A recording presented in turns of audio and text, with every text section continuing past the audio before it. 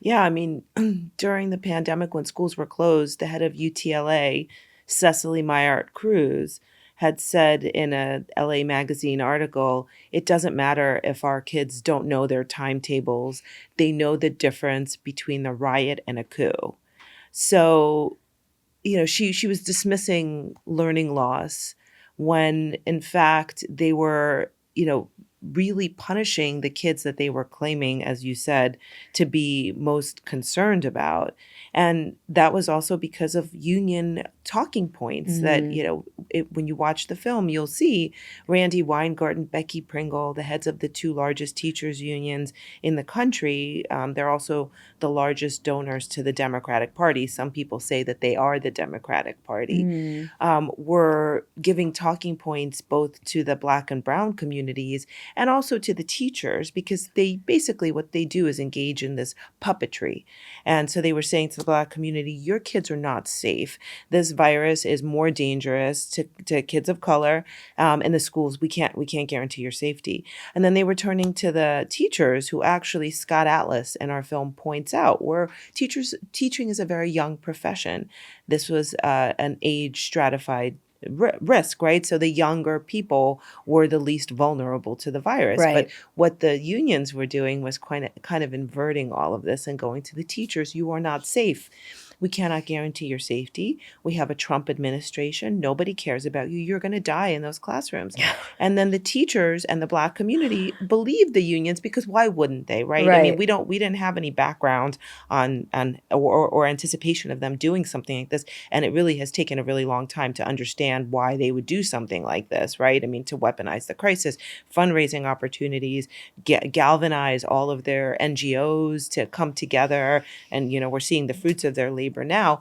But these communities, when then the teachers and the Black community were coming out and saying, we're not going back to school. And so that gave the teachers unions an opportunity to say, look, anyone who wants to go back to school are white parents. They're white supremacists. They don't care about the teachers, and they don't care about the Black community. They're just moms who want babysitters. They just want babysitters. And then they had the teachers marching around the streets saying, won't die for the DOE. I mean, this is kind of how it played out. And the unions were like, well, it wasn't us. Like, we are, Randy Weingarten was there saying, we want to reopen the schools. And Becky Pringle's like, we want to be with our students. It's our teachers and our students. They don't feel safe. Right. After they told them not to. Right. Yeah. Oh man. I was not a parent at this time and I was outraged. So I can't even imagine what it was like from the parental point of view, just seeing the damage that it was causing to your own kids, just not being able to socialize, not having the academics, not having any structure, not to mention all the parents who had to try and manage working from home while they had kids learning from home. It was so insane. And I understand the desire to memory hole it because I think it was so painful for people. It's like a it was traumatic for a lot of people to even have to go through. So it's just the human condition to be like, I don't want to see that. I don't want to remember it. Even when I see any kind of TV or film that was made from that time, A, it's so pathetic. And B, it you're just like, oh, why? Why do we like I don't want to remember this. I don't and you have to. Right. And that's why we started filming almost as soon as like the masks were starting to come off in 2022. This film took about 3.5 years to make, and we conducted almost 60 interviews around the country. And as a New Yorker who lived in the city in Manhattan on the Upper West Side in the same apartment I'm still in now, during 9/11, I was incredibly traumatized by 9/11. I was single, I was living by myself. I could not wrap my head around the fact that somebody would do this to people, and I was in trauma. I couldn't sleep for 6 months.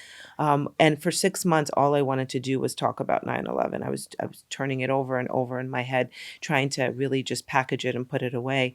But after 6 months, I remember going to California to visit friends, or Toronto, and they'd want to talk about it, and I just wanted them to go away. Like, I just wanted it to go away. Now I was memory holding it. I was done talking about it. So every time they talked about it, they re-traumatized me. So I was aware of the fact that there was a window in which I thought we had to get all of these voices or it had to be in real time, or we wouldn't even be able to access those memories for them. And I think, having heard from some of the people I interviewed who are almost surprised to hear the things they said, it's an important record, and I think one of Yeah. the only ones that Are exists. they mad now that they spoke on the Not record? at all. No. Okay. Everybody's really glad that this was done, because everybody wants to, put this behind them, but we can't, because everything that we're seeing happening in this country today is directly linked to the pandemic, which was just another chapter. The young people who did access technology, I think it's easy to think that perhaps things were easier for them, but teenagers have very special, socialization needs. They need to Hmm. be around their peers. And the ones who were isolated and forced into these online communities with locked doors, parents at work, really, many of them fell into some really bad situations. Yeah. And we're seeing, the gender identity crisis in this country, and these poor young people who've fallen into these webs of activists on in the trans world.